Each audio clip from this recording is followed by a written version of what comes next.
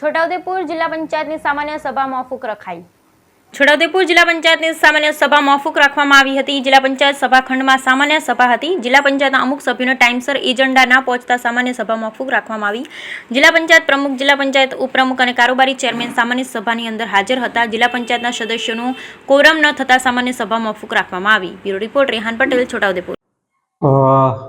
આમ સામાન્ય સભાના જે એજન્ડા છે એ ખરેખર 15 દિવસ પહેલાં જે તે સભ્યોને મળવા જોઈએ,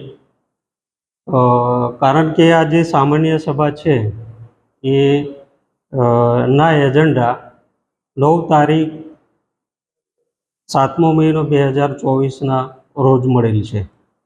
તે ખરેખર આમ યોગ્ય નથી, નિયમના વિરુદ્ધ છે। એટલે આ જે સામાન્ય સભા છે એમાં જિલ્લાના 90% આદિવાસીઓ છે।